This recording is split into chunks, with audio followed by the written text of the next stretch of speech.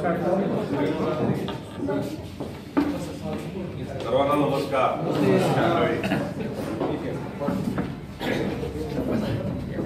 सर्व पत्रकार बंधू भगिनी या कार्यक्रमासाठी उपस्थित राहिला त्याबद्दल सर्वप्रथम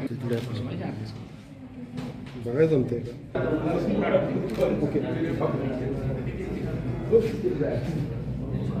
पुन्हा एकदा स्वागत करतो आणि आजच्या कार्यक्रमाच्या सुरुवातीलाच दोन दुःखदाच्या वतीनं हा जो सन्मान आणि सत्कार होतोय त्या सत्कारासाठी सत्काराचं स्वरूप आहे शाल, त्याचबरोबर आपल्या हिंदुस्थानचं आराध्य दैवत छत्रपती शिवाजी महाराज यांची प्रतिमा आणि आपल्या पत्रकार संघाच्या वतीने एक मानाचं रोपटं देतो।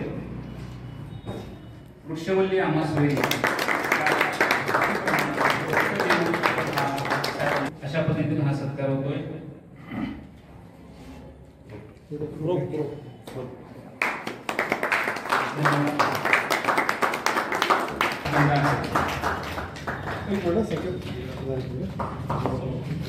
स्माईल द्यायच्या मर्यादित न राहता सांगली, सातारा, कोल्हापूर, पश्चिम महाराष्ट्रातल्या महाविद्यालयासाठी एक मार्गदर्शक म्हणून सर प्रामाणिकपणे काम करत असतात। त्यामुळे महाविद्यालयाच्या वर्षातून 2 आम्ही स्नेहकुंज नावाचं वार्तापत्र काढतो आणि यामध्ये आम्ही आमच्या महाविद्यालयाच्या प्राध्यापकांना त्याचबरोबर विद्यार्थ्यांना आणि त्या अनुषंगानं आम्ही दरवर्षी हे मासिक ह्या ठिकाणी आम्ही काढत असतो।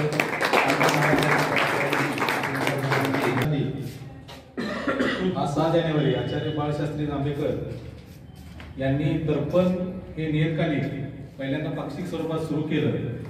6 जानेवारी 1832 हा दिन, नंतर साप्ताहिक, नंतर वृत्तपत्र सुरू केलं।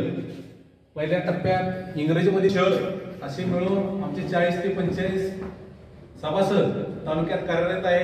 आमच्या पत्रकार संघाला 2017 साली स्वर्गीय वसंतराव काने हा राज्यस्तरीय पुरस्कार हे देवेंद्र फडणवीस यांच्या हस्ते देण्यात आला।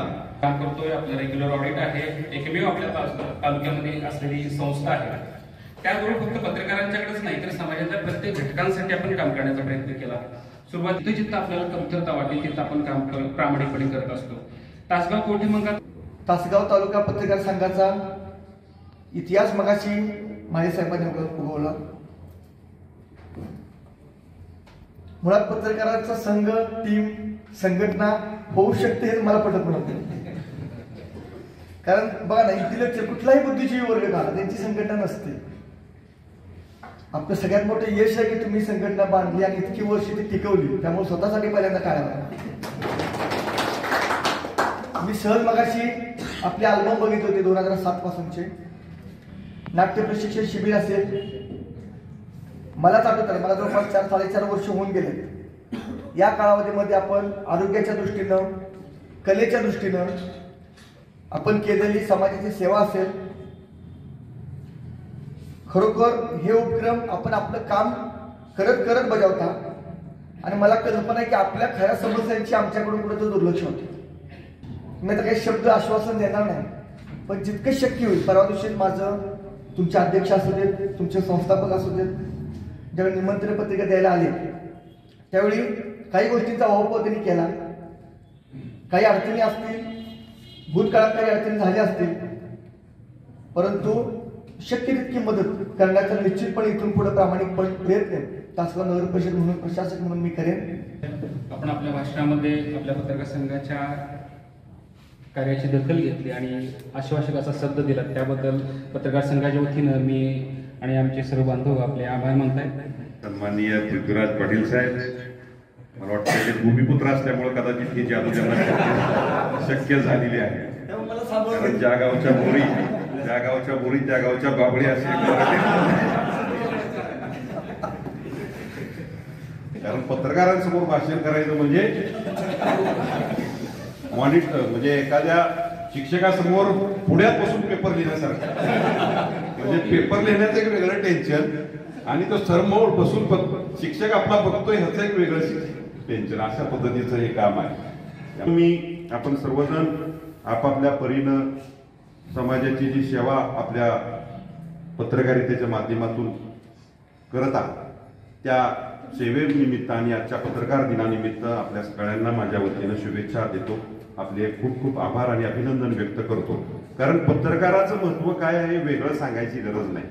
म्हणजे पत्रकार हा समाजाचा आरसा असतो असं म्हणायला काय हरकत नाही. समाज आणि खरं तर खरंच कौतुकास्पद त्यांचं काम आहे की ते वळण काढावं म्हणून खूप आंदोलनं झाली, मागणी होती लोकांची.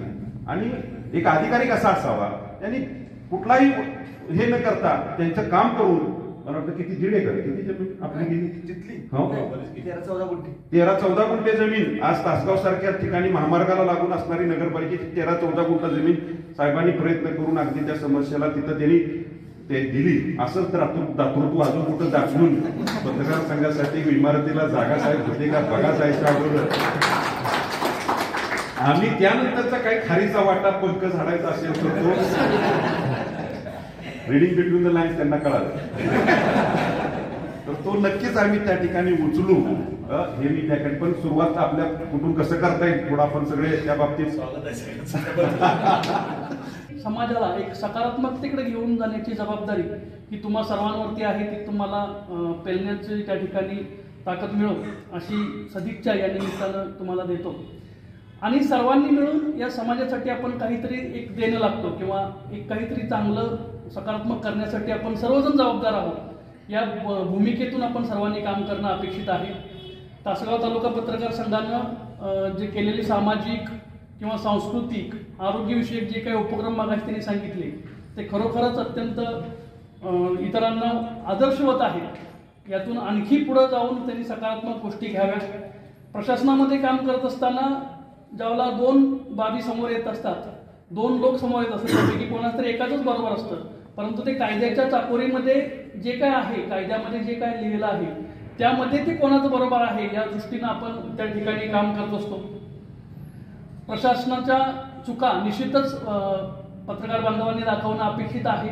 जिथं कुठं चुकत असेल त्या ठिकाणी त्यांनी त्या चुका सुद्धा निदर्शनास आणणं अपेक्षित आहे. आणि सकारात्मक कामं सुद्धा ही जनतेपर्यंत त्यांनी नेणं अपेक्षित आहे, जेणेकरून एक चांगला सदृढ लोकशाही जी आहे ती बळकट लोकशाही करण्याच्या दृष्टीनं तुमची जी भूमिका आहे ती अत्यंत महत्त्वाची आहे. जनमत तयार करण्याचं काम सर्व पत्रकार बांधव करत असतात. तर तुमचं कसं आहे शोधायचं आहे आणि काय बाहेर ठेवायचं काय पाठवायचं. महात्माची तुला पुढे रातभर फिरायचं आणि काही गोष्टी विधवा वगैरे यांच्या सगळ्या गोष्टी आपण आपल्याला तर ती बातमी जी आहे ती भर चौकात यायला चिटकून घरी जाऊन झोपा. दुसऱ्या दिवशी त्याच्यावर चर्चा.